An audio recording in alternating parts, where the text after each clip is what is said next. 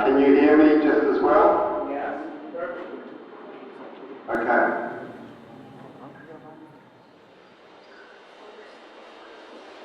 So,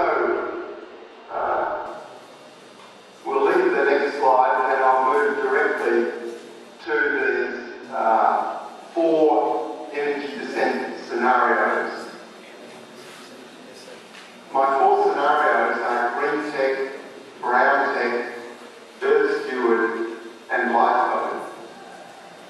These scenarios are not just randomly decided, but I believe are generated out of the 2 most powerful drivers shaping the future of humanity.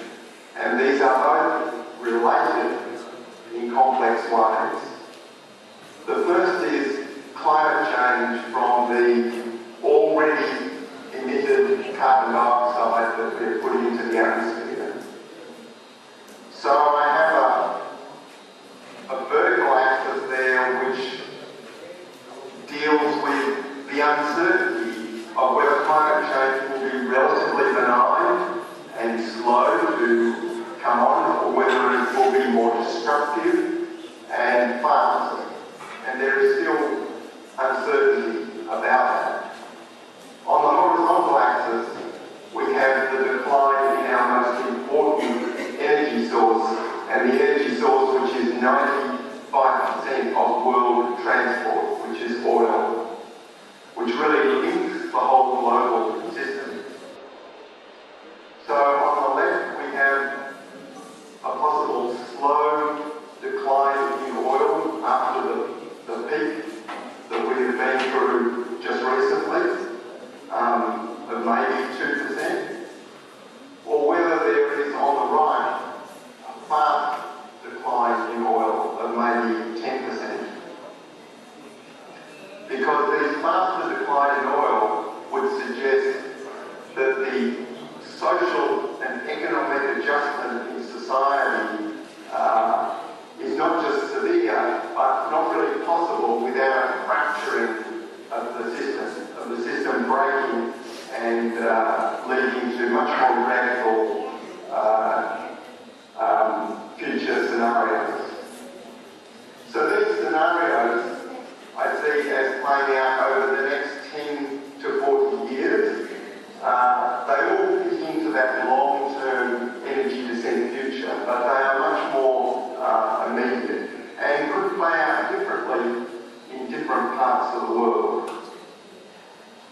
So I will look at these in succession and explain also how they may be more relevant in some places in the world than others. Firstly, the green tech scenario is inherently the most comfortable because it is moderate climate change and slow decline in oil. And I have chosen an iconic photo to represent each of the scenarios. This is a photograph of a wheat field in Germany with wind turbines in the background, a very typical scene in Germany these days, and it emphasises 2 aspects of this scenario.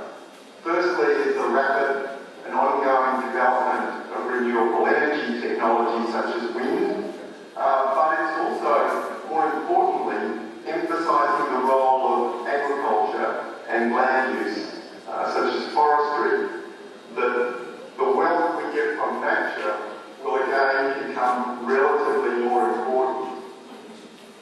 Now, of course, it will be stressed by the reduction in oil availability and cost, as will the development of renewable energy. But overall, these rising costs will lead to the growth in both agriculture, forestry and renewable energy. Now the key similarity between renewable energy and agriculture and forestry is that these are distributed activities. They are not concentrated at one place, determined by human logistics and mining of rich resources at a point on the Earth's surface, like a coal mine or an oil field. They are distributed forms of wealth. And so I think what that does is it tends to shift power away from cities out to regions. So I call this scenario regional centric. And that we can characterise the process that is likely to develop as a distributed power down. So what I mean by that is that the economy will actually be contracting, will be getting smaller overall, but the energy side of the economy will be growing. So regions which have these resources, for example, regional and rural areas compared with city areas, will become relatively better off. And I think I've also chosen a political slogan which might characterise this scenario. And this one I say, a better world is possible. Now it's important to remember that these scenarios are not scenarios where I am choosing and saying, well, we can decide that we will have this one. These are scenarios that emerge from the larger forces that we can't control, and then we can respond creatively to those. So in this world, I'm not suggesting that everything is positive. For example, an aspect of this scenario could be that the buying up of good quality rural land in places like Brazil by wealthy people and by corporations will actually become stronger, but that wealth will shift out of the centres of power in the northern overdeveloped countries back to regional economies. At the most extreme, this is the redevelopment of perhaps some sort of more like towards feudal power, but that power will be more localised, and that is very important. So those local economies will start to benefit more. There's also money assisted if there is some global agreements about climate change and about sensible larger policies. But I don't think it's completely dependent on such things. Now, countries like Brazil are in some ways naturally set up for this scenario. And you could say to some extent Australia is also, but the climate change factor, it can change this dramatically, because if we have the same slow decline in oil and we have this restructuring of society around these new energy sources, but we have much more severe climate change, that means agriculture and forestry and other ways of using nature's resources becomes chaotic and difficult to manage. That means the net wealth coming from those things to support society is less. And what that would do is shift the power back to the city.